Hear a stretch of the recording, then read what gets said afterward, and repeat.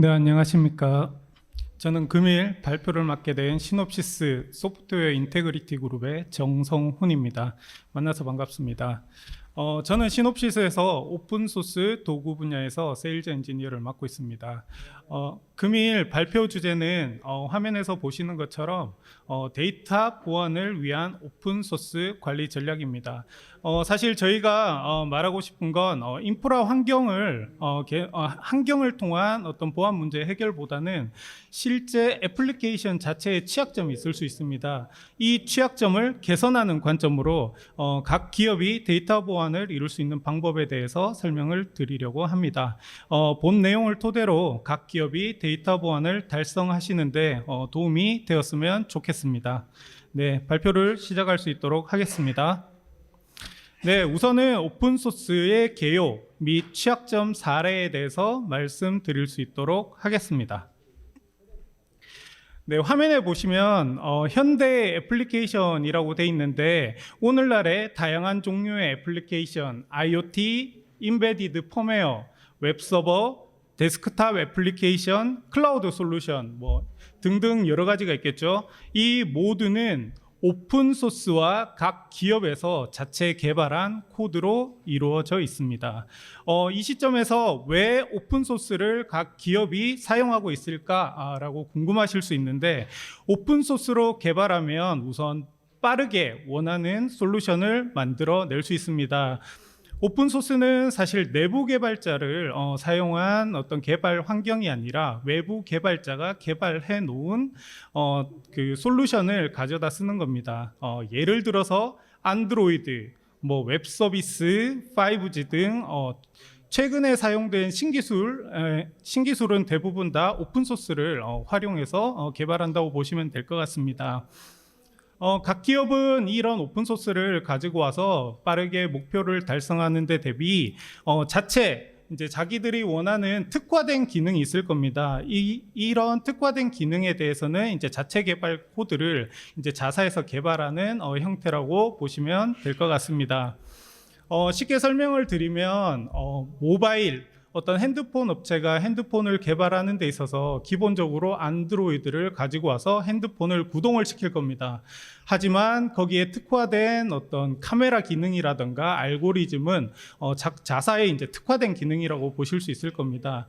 이런 경우는 이제 자사에서 이제 자체 개발한 코드를 이제 함께 얹어서 개발하게 됩니다. 그래서 화면에서 보듯이 이제 현재의 애플리케이션은 자체 개발 코드, 그리고 외부에서 가져온 오픈소스 컴포넌트, 그리고 API, 각종 API를 사용하죠. 그 다음에 애플리케이션의 어떤 동작, 그리고 그의 설정 등을 통해서 하나의 애플리케이션이 만들어진다고 보실 수 있을 겁니다.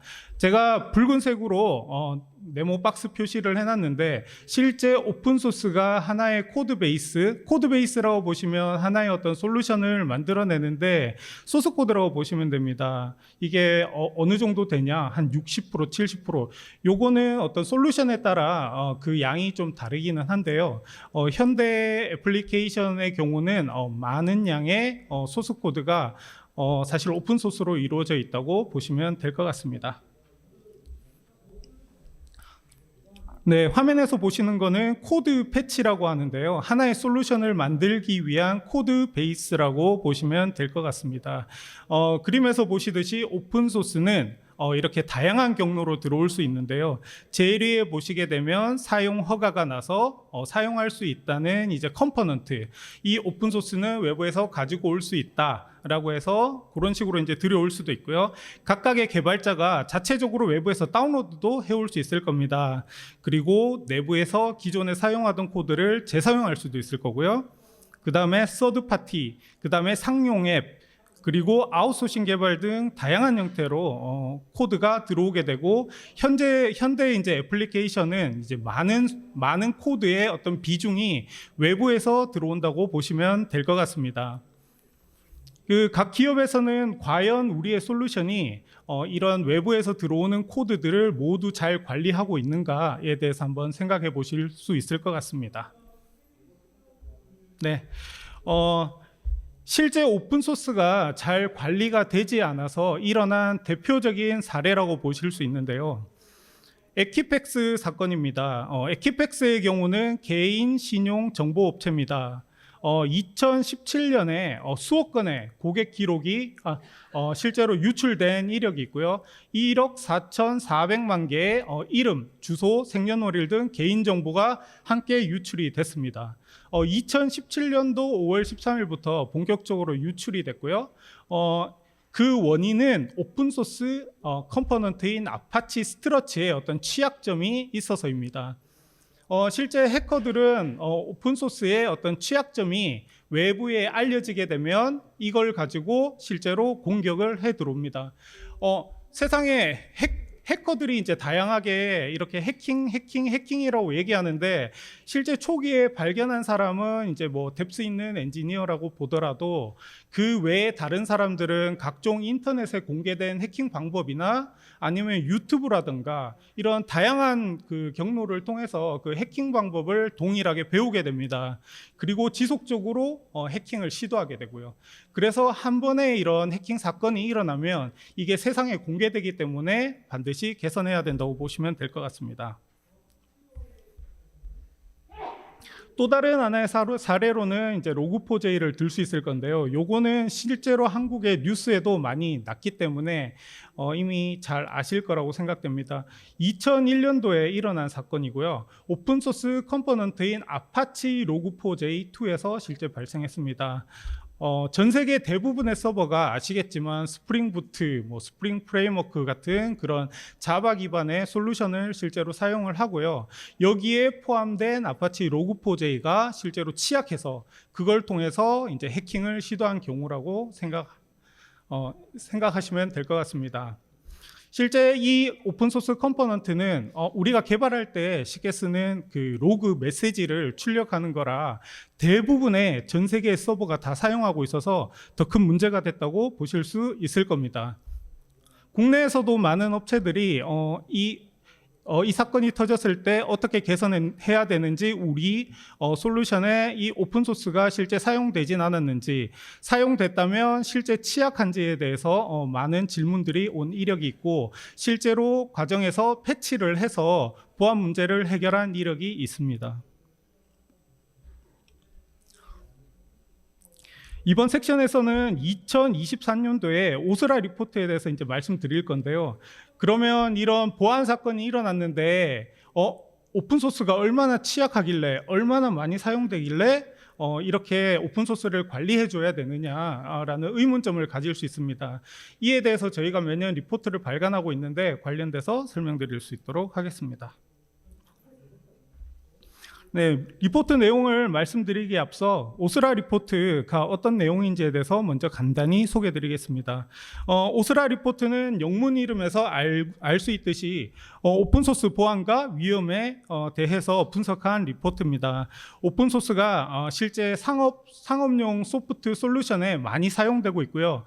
거기에 응당 이제 오픈소스가 들어가게 되는데 이 얼마나 많은 오픈소스가 사용됐는지, 실제 보안 취약점이나 라이선스 문제는 없는지, 그리고 버전 관리는 잘 이루어지고 있는지, 이런 것들을 통계 자료로 정리를 해서 저희가 매년 리포트로 발간을 하고 있습니다.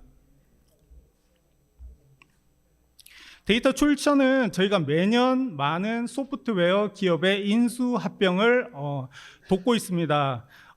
소프트웨어 기업의 사실 가장 중요한 자산이라고 하면 소프트웨어일 텐데 당연히 코드에 대한 품질이 중요할 겁니다. 저희가 세 가지 측면에서 소프트웨어의 이제 오디트를 진행을 하고 있는데, 코드 품질, 그다음에 코드 안에 보안 취약점은 존재하지 않는지, 그다음에 오픈소스 라이선스 측면, 법적인 측면에서 문제는 없는지로 저희가 실사를 매년 진행을 하고 있고요. 작년에도 실사를 계속 진행을 했고 올해 그 내용을 토대로 리포트를 만들어 냈습니다. 오스라 리포트 조사 대상은 저희가 시놉시스 서비스를 요청을 하는 오디트를 원하는 상업용 소프트웨어 프로젝트를 실사를 원하는 고객을 대상으로 했고요. 보통은 인수합병 대상입니다. 소프트웨어 회사의 어떤 자산인 코드 베이스에 대한 어떤 라이선스 충돌, 그리고 보안 취약점을 이제 중요하게 봤고요. 올해는 17개의 산업 분야에서 1700개의 상업용 코드 베이스가 조사됐습니다. 이 중에 한 87%를 저희가 취약점을 함께 점검을 했고요. 관련 내용으로 데이터를 고객 데이터 보니까 저희가 익명화시켜서 그 데이터 내용을 통계 자료로 냈다고 보시면 될 것 같습니다. 네, 우선 코드 베이스를 저희가 찾아봤는데 거기에서 오픈 소스에 대한 구성 요소를 포함한 코드 베이스 비율이 96%나 됐습니다. 그래서 저희가 1700개의 코드 베이스를 조사를 했는데 실제 오픈 소스를 사용하고 있는 코드 베이스가 96%라고 보시면 될 것 같고요. 그 중에 오픈 소스가 차지하는 비율이 76%나 됐습니다. 실제 76%라면 자사에서 개발하는 어떤 소스 코드보다 외부에서 가져온 소스 코드가 더 많다고 보실 수 있겠죠? 두 번째는 취약점입니다. 하나 이상의 취약점을 포함하는 코드 베이스가 84%에 해당했습니다. 그리고 심지어 고위험 취약점을 포함하는 코드 베이스가 48%나 됐습니다. 여기서 제가 말씀드리는 고위험은 외부에서 알려진 CVE, 알려진 보안 취약점의 스코어가 7.0을 넘어가는 하이 크리티컬에 해당하는 고위험 취약점이라고 보시면 될 것 같고요. 실제 저희에게 실사를 요청한 많은 고객사들이 여전히 고위험 취약점을 포함하고 있습니다. 마지막으로 로그4j 취약점 버전을 포함한 코드 베이스도 5%에 해당했습니다. 자바 코드 베이스 기준으로는 11%고요. 여기서 취약점을 저희 코드 베이스가 가지면 어떤 느낌이냐고 이제 실제 우리는 아무런 피해가 없는데라고 생각하실 수 있는데 옆집에서 저희 집 비밀번호를 문의 비밀번호를 현관문 비밀번호를 안다고 생각하시면 됩니다. 저희가 보안 우리 집 옆집에서 알지만 실제 들어오지 않으면 번호를 누르고 들어오지 않으면 실제 저희가 어떤 뭐 재산상 피해를 입지는 않지만 옆집에서 아는 거죠. 언제든 원하면 들어올 수 있다는 겁니다. 저희가 취약점에 노출돼 있다면 각 기업에서 이렇게 언제든지 해커들이 원한다면 해킹을 해서 저희 사이트에 들어와서 어떤 취약점이나 데이터나 이런 것들을 가져갈 수 있다고 보시면 될 것 같습니다. 네. 세 번째로는 운영 위험인데요. 소프트웨어의 상용 소프트웨어 예를 들어서 윈도우 같은 소프트웨어를 보시게 되면 계속 지속적으로 업데이트를 해줍니다. 저희가 돈을 내고 소프트웨어를 사면 지속적으로 업데이트를 해주죠. 근데 외부에서 오픈소스를 가져다가 솔루션을 만들면 그 누구도 오픈소스를 관리해주지 않습니다. 그래서 우리가 가져온 오픈소스에 대해서 컴포넌트를 얼마나 오래된 컴포넌트인지, 버전, 그 다음에 취약점은 없는지 이런 것들을 이제 확인한 후에 계속 지속적으로 업데이트를 해줘야 되는데요. 저희가 그 조사한 바로 따르면 4년 이상 오픈소스 컴포넌트가 89%나 되고요. 최신의 컴포넌트를 미사용한 거는 거의 90%에 해당했습니다. 지난 2년간 개발 활동이 없는 컴포넌트도 91%고요. 2년간 활동이 없는 최신의 컴포넌트가 아닌 경우도 88%에 해당했습니다. 오픈소스에 대한 어떤 커뮤니티 활동도가 떨어지면 저희가 어떤 솔루션을 개발하는 과정에서 어떤 버그나 취약점이나 어떤 문제가 발생했을 때 그 취약점에 대한 솔루션을 얻을 수 있는 커뮤니티가 존재하지 않습니다. 따라서 저희가 오픈소스를 가져다 쓸 때 문제를 자체적으로 개선하기가 쉽지가 않기 때문에 언제든 오픈소스의 출처, 그 다음에 버전, 커뮤니티 활성도 이런 것들을 알고 개발 초기부터 어떤 오픈소스를 사용할지 계획하고 개발을 하는 것이 좋을 것 같습니다. 리포트 내용에 대해서 살짝 요약을 드리면 오픈소스는 지속적으로 애플리케이션 개발의 기반이 되고 있습니다. 생각해 보시면 실제 오픈소스를 가져와서 개발을 하는 경우가 대부분이고요. 무에서 완전히 U를 창조해내는 경우는 최근에 없다고 보시면 될 것 같습니다. 전체 코드의 오픈소스 비율이 76%. 다양한 사람이 다양한 방법으로 코딩하기 때문에 항상 위험이 존재하고요. 코드 베이스의 84% 취약점 포함 등 오픈소스 관리가 필요합니다. 글로벌로 오픈소스 동향이 어떻게 진행되는지에 대해서 제가 설명드리겠습니다. 네, 이렇게 오픈소스의 취약점이 많이 일어나고 있는데 대표적인 공급망 보안 사례인 솔라윈즈. 사실 솔라윈즈는 네트워크 모니터링 서비스 및 솔루션을 제공하는 업체라고 보시면 되는데요. 이 솔라윈즈 사건이 실제로 미국에서 일어났습니다. 그래서 미 바이든 행정부에서 이런 많은 공격을 저희가 인지를 하게 되고, 이에 따라서 사이버 보안 개선이 필요하다라고 해서 사이버 보안 개선을 위한 행정명령을 발의를 했습니다. 행정명령 내용으로는 중요 소프트웨어 정의, 소프트웨어 공급망 보안, 소프트웨어 검증, 최소 표준 활동 등 이런 것들을 내용을 담고 있습니다. 사이버 보안 공급망 위험 관리를 위해 지원하는 방법도 이제 만들도록 하위 기관에 이제 지시를 했는데요. 실제로 우리가 어떤 오픈소스, 예를 들어서 우리 솔루션에 어떤 오픈소스가 사용되고 있는지를 먼저 아는 것이 필요할 겁니다. 우리 솔루션이 뭐가 사용되는지 모르는데 어떻게 개선을 하겠습니까? 그래서 우리 소프트웨어가 어떤 오픈소스, 어떤 구성요소, 오픈소스 구성요소를 가지는지 식별하는 거, 그 다음에 이 오픈소스가 어디서 왔는지, 그 다음에 실제로 이 업체가 어떤 보안 테스트를 수행했는지 이런 것들을 확인하는 내용을 담고 있습니다. 네, 행정명령 내용과 더불어 바이든 정부에서는 사이버 보안 그 국가 사이버 보안 전략에 대해서 얼마 전에 이번 달이죠, 3월 2일이니까 이번 달에 이제 펴냈고요. 여기에서는 실제 소프트웨어 공급 업체가 적절한 보안 대응을 하지 않아 발생하는 이슈에 대해서는 더 큰 책임을 물도록 이제 입법화하는 방향으로 지금 진행을 하고 있고요. 그 내용은 초반에 이제 행정명령에서 나온 것과 동일하게 SBAM에 대해서 관리를 하라라고 얘기를 하고 있습니다. 네, 실제로 공급망 보안 강화를 위해서 어떻게 해야 되는지에 대해서 이제 타임라인이 실제 주어져서 각 부처에서는 타임라인에 따라 지금 팔로우업을 하고 있는 상황이고요. 국내 업체에서, 국내 대기업이나 큰 업체에서 이미 저희한테 문의가 오고 있고요.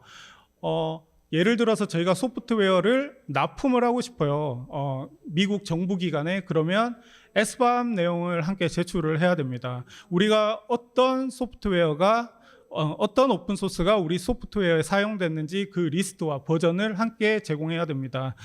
소프트웨어가 초국가적이다 보니까 이게 단순히 그 미국에서 발의가 됐지만 글로벌로 이미 점점 퍼져 나가고 있고요. 이런 것들이 이제 점점 표준화되고 있다고 보시면 될 것 같습니다. 실제 SPDX나 사이클론 DX 같은 형태의 표준이 이미 나와 있다고 보시면 될 것 같고요.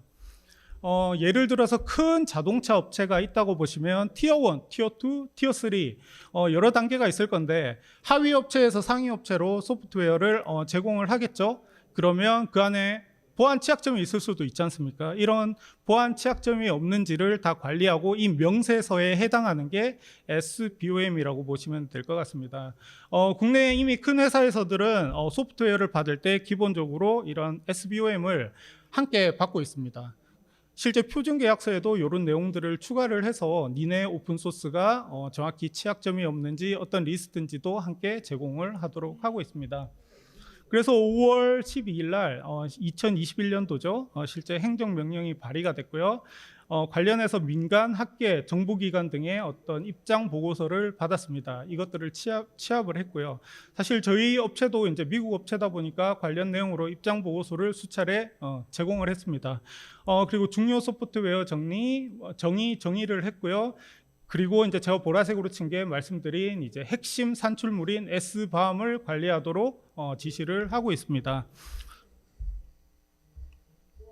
SBAM 내용은 특별한 내용을 담고 있다기보다는 어떤 오픈소스가 사용됐는지, 만약에 취약점이 생겼을 때 빠르게 대응할 수 있도록 취약한 버전을 알 수 있도록 최소한의 정보를 담고 있고요.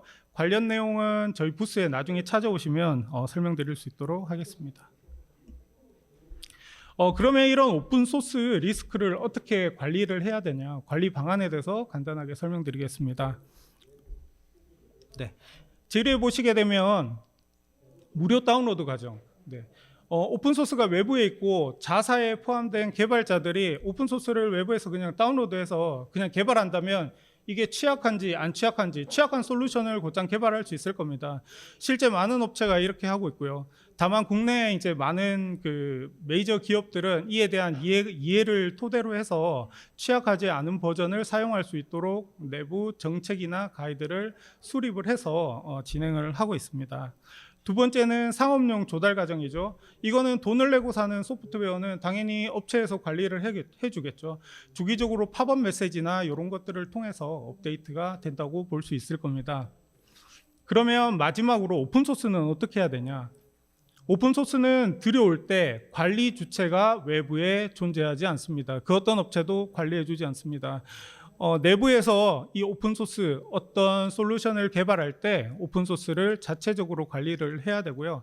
들여올 때부터 취약점이 있는지 없는지 확인한 후에 오픈소스를 들여와서 사용하면 사실 가장 좋고요. 들여오더라도 저희 스케줄, 어떤 타임 투 마켓이 있으니까 그런 것들을 만족하기 위해서는 먼저 개발을 한다고 하더라도 내부에서 어떤 스캐닝을 통해서 워크어라운드나 다른 방안을 통해서 보안 취약점을 개선을 하고 그 서비스를 하는 게 좋을 것 같습니다.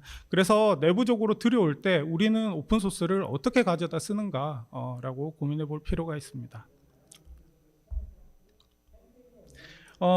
그러면 완전한 오픈소스 관리를 위해서는 어떻게 해야 되냐? 회사 내 기업의 프로세스를 정립을 해야 됩니다. 앞서 설명드린 것처럼 우리가 오픈소스를 들여올 때, 오픈소스를 사용할 때 어떻게 들여오는가, 이게 프로세스화 돼 있어야 됩니다.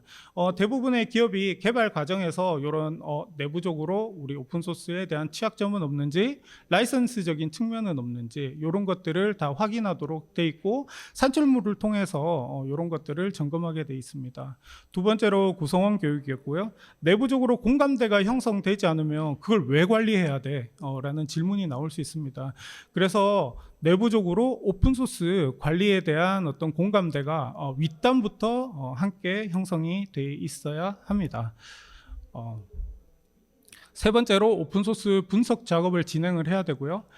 사실 우리가 어떤 솔루션을 만드는데 개발자 몇 명 없거나 아니면 파생 모델을 개발하거나 이 큰 코드 베이스에 뭐가 들어있는지 개발자는 기본적으로 알지 못합니다. 개발자는 어떤 기능이나 어떤 스케줄에 맞춘 어떤 개발, 저희 이제 서비스를 목표로 하지 내부에 취약점이 있는지 코드 품질이 어떤지에 대한 큰 관심이 없습니다. 따라서 소프트웨어 품질 부서나 개발 품질 부서나 어떤 개발 부서에서 별도로 오픈소스 분석 작업을 통해서 우리 오픈소스가 괜찮은지 사용해도 되는지에 대한 어떤 확인이 필요할 겁니다. 물론 오픈소스를 위한 사업 위험도 관리도 있습니다. 이거는 조금 보안과 상관없이 법적인 문제인데요.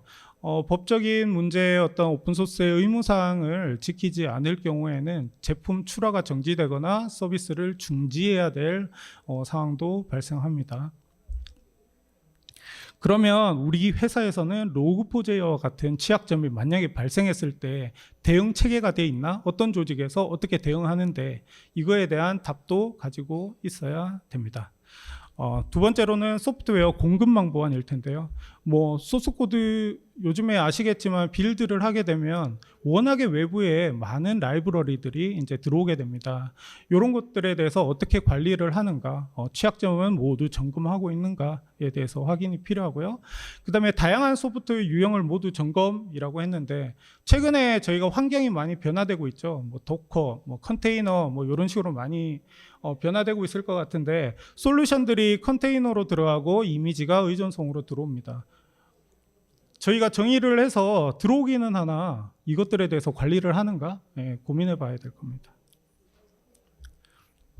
그러면 조직에 맞는 사용자 정책 정의, 요 기업에서 보안 문제를 해결하기 위해서는 취약점 심각도, 그다음에 오와스프, 산스 준수, 악용 가능성, 수정 도달, 기능성, 실제 가능성, 이 보안 문제가 우리한테 공격을 할 수 있는가? 그 다음에 라이선스상 의무사항 가이드라든가 라이선스 호환성, 승인, 금지된 라이선스 이런 것들에 대한 라이선스적인 측면에서 문제가 없는가.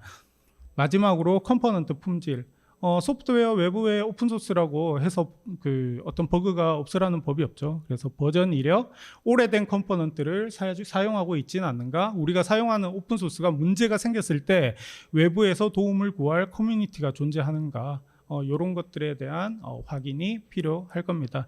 그래서 내부적으로 이런 조직에 맞는 사용 정책을 정의를 한 후에 오픈소스를 사용해야 내부의 보안 문제를 소프트웨어 관점에서 잘 해결할 수 있습니다. 네, 이상 발표를 마치도록 하겠습니다. 혹시 Q&A 저희 질문이 있으시면 질문해 주시면 예, 제가 답변 드릴 수 있도록 하겠습니다. 혹시 질문 있으실까요? 예. 혹시 마이크 좀 갖다 주실 수 있을까요? 예.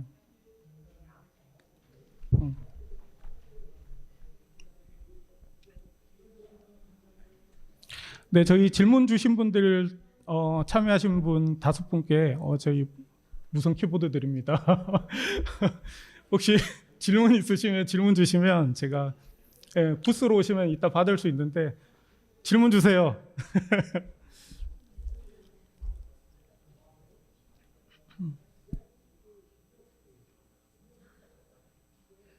질문 없으실까요? 혹시 지금 질문이 있으실까요? 네. 네네네. 네네. 감사합니다. SBOM을 네네. 해외에 소프트웨어를 판매를 할 때 네. 그 제공을 해야 된다고 했잖아요. 네. 그 어떤 양식인지 그런 게 다 정해졌나요? 실제로 행정명령에 나온 하위 문서에 보시게 되면 네네. 포맷을 말하고 있습니다. SPDX랑 사이클론 DX를 사실상의 표준으로 지금 정해서 가고 있고요. 네. 이렇게 되면 소프트웨어가 제공이 될 때 우리 안에 포함된 어떤 그 오픈소스가 포함됐는지 명세가 함께 전달된다고 보시면 됩니다. 그러면 받는 업체에서 보안 취약점은 지금 일어날 수도 있죠. 하지만 나중에 일어날 수도 있거든요. 그래서 받은 업체가 그 리스트를 토대로 나중에 문제가 생겼을 시에 즉시 보안적인 문제를 개선할 수 있도록 그렇게 투명하게 이렇게 소프트웨어를 전달받는 그런 과정이라고 보시면 될 것 같습니다. 그런데 일반적인 소프트웨어는 그렇지만 애플리케이션 있잖아요. 네네. 그 앱스토어나 이런 데 올라가는 애플리케이션은 그런 규제는 없나요? 이거는 애플리케이션에 대한 그냥 단순한 해당의 모든 소프트웨어에 다 해당하는 거고요. 실제로 어떤 그 국내 메이저도 이제 서서히 그런 식으로 지금 변해가고 있습니다. 기본적으로 소프트웨어를 받을 때 함께 포함되어 있습니다. 오픈소스 어떤 리스트를 주세요. 예. 그러면 그걸 제공을 받아서 내부적으로 관리를 합니다. 물론 제공받아서 문제가 터지면 최종 그 제품을 서비스를 제공하는 벤더가 그 모든 책임을 가져가게 되지만 그 사람들은 그 하위의 업체에다가 어떤 문책을 할 수는 있겠죠. 근데 저희가 애플리케이션을 앱스토어에 올리고 하는데 지금 그런 준비는 전혀 안 하고 있거든요. 그래서 한번 여쭤본 거거든요. 하시면 좋을 것 같고요. 사실 올리기 전에 이거는 빌드를 하기 전에 소스 코드 딴에서 이미 스캐닝을 해서 그러니까 그 내용이 리스트가 어떤 것들이 포함되어 있는지 알고 올리시면 더 좋을 것 같고요. 실제로 많은 앱들 쉽게는 카카오도 있죠. 거기 앱에 보시게 되면 안쪽에 어떤 오픈 소스가 사용됐는지 오픈 소스 고지문이 다 있습니다. 그래서 주요하게 좀 어떤 개념이 있는 회사라고 치면은 이런 것들을 미리 다 관리를 하고 있다고 지금 보시면 될 것 같습니다. 네, 네. 잘 안 들려가지고 마이크 좀. 네. 저희 시간 때문에 부스로 찾아오시면 지금 1분이 안 남아서 제가 답변을 부스에서 드릴 수 있도록 하겠습니다. 네, 선물도 드리도록 하겠습니다. 네, 발표 들어주셔서 감사합니다. 네.